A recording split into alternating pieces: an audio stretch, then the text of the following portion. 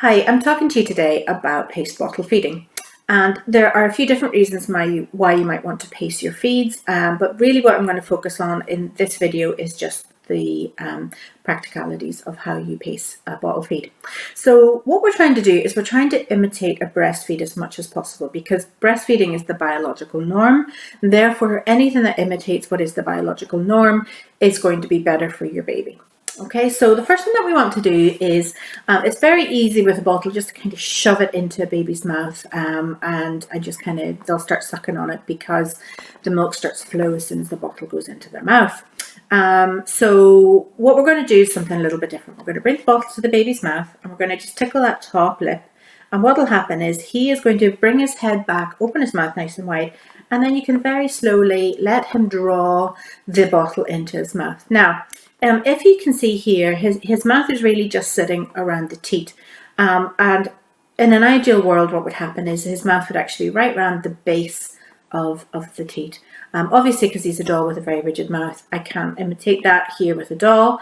And you actually might find that this wide base teat is actually a little bit too wide for your babies.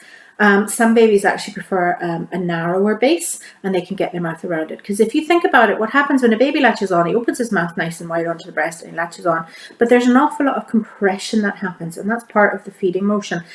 So a baby's mouth doesn't stay wide open all the time, and that's what can happen on these wide base teats. Their mouths just stay open, and then as they're trying to compress, they slip back until they're sitting on the teat. So a narrow based teat actually might work better for you, but this is all I had, so that's what I'm working with today.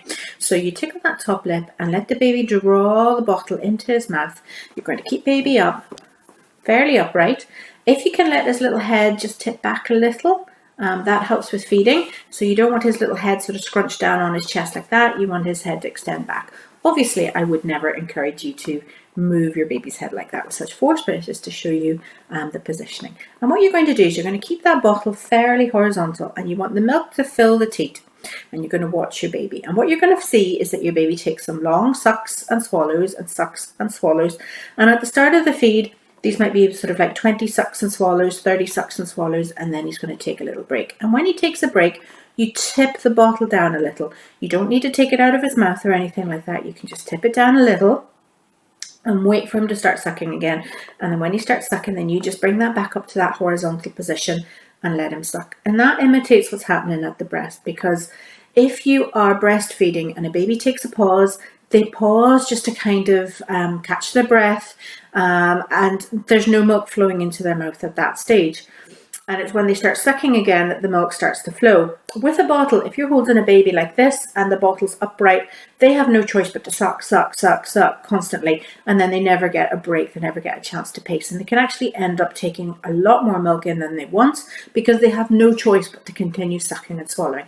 And sometimes you'll see bottle-fed babies that are lying there, and if the milk's kind of nearly being poured into their mouth, they're lying there and their little hands are like this, they're splayed out, their eyes are wide open, and they've got this real intent look on their face, and they're sucking and sucking and sucking. And that's not that they're hungry, it's because it's actually too fast for them. You need to slow it down and pace it, because pacing it will make it a much calmer experience for your baby, and they'll be able to control the flow a little bit better. So whenever your baby starts to suck again, then you tip the bottle back up, and then you wait and you watch, and then when they stop sucking again, you just tip that bottle down. So the idea of that is then just so that they can control the amount of milk that they're getting and the flow. Okay, what you will probably find then at some point is that they start to turn their head away, or they actually push the teat out with their mouth. And it's very important then that you respect your baby at that stage, and if they're signaling that they've had enough, that you don't try and force them to take the rest of the bottle. And you can put them up on your shoulder and just do a little bit of a gentle wind, and see if they bring up any wind, and then you can always offer them the bottle again if you think that they need a little bit more, and just follow those cues again. If they keep their mouth tightly closed, if they turn their head away, that's a signal that they've had enough, and then you just leave it at that. So hopefully that's been of use to you, and you can find out a little bit more information in the blog that I wrote as well. Thanks.